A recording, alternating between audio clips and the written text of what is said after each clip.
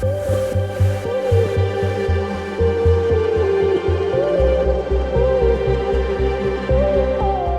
this is Brandon here from thirstgym.com. Today we're going to talk about an activity called the kettlebell RDL with adductor feedback. Now, I can't really take credit for this exercise. Through talking with multiple coaches and trying to figure out ways to improve RDLs, we've really found that accessing internal rotation helps a lot of athletes create space in their back or in their butt so they have access to move in. So we see a big issue when it comes to hinging, that athletes are already stuck in this anterior pelvic tilt, anterior orientation. And so since they're already here, they're already set up to be able to push their hips back. Their hips are already essentially pushed back because of this tilt. And so what we find is that when they do this, they're heavy on their toes, and that makes it hard for them to hinge. They either have to round to be able to make some space to try to hinge, or they stay on their toes, or what they happen to do is they just keep everything here about their low back, and they just want to move about their low back. They can't actually push their hips back. So what I've really found works well is to take an object like this, place it between your knees so you can create a squeeze. You could use a foam roller. I think foam roller is a little thick, but if you're in a pinch, it would work. Yoga block, small ball, anything that you can get between your knees, even a pillow if you happen to be at home, that would work fine. So you're going to take the ball, you're going to place it between your thighs, up here high in your thighs. And the reason I like this deflated ball is because I can actually squeeze it.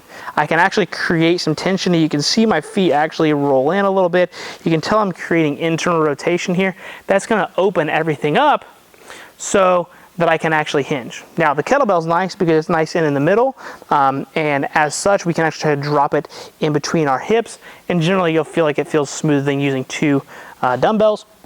But then what you're going to do, holding the kettlebell, again, you can obviously load this up as much as you really want, but for demonstration purposes and just using this as a movement teaching tool, this 25-count kettlebell works great. Again, gentle squeeze, chest is tall, exhale, push hips back, find my glutes, stand up.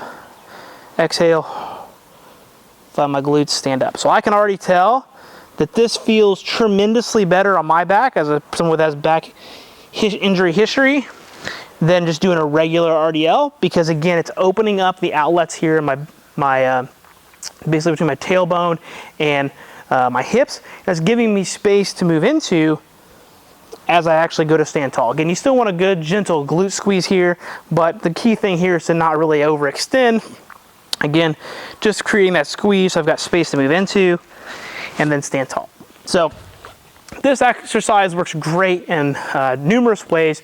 Number one, again, if you're trying to teach somebody how to hinge and they're super extended, this is going to help kind of close the system down a little bit, try to get them a little bit more forward, open the space up in the back, it's going to let them hinge. The other option here you have here is if somebody is just struggling to hinge well, but they have hinged in the past, they're dealing with low back injury history, something like that. This is going to clean up that technique, so hopefully you can go back to your barbell variations or your dumbbell variations, deadlift variations with no issues, and we can kind of actually restore some motion in the backside so they can access it.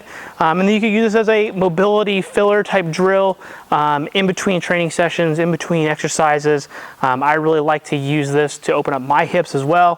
When I want to do RDLs and variations, I usually will do 1 or 2 sets of these before I actually go to kick things off, just to make sure that my hinge pattern feels good and try to create some space here in my back. So again, if you're using this as a regular teaching drill, regular 3 sets of 10 to 12 as a teaching drill works great. If you're using it as a mobility or filler drill, a couple of sets of 10 to 15 reps might work well to really try to open that posterior outlet, get things feeling good. Again, you want to use an activation-based drill, 1 to 2 sets before you go to squat and deadlift.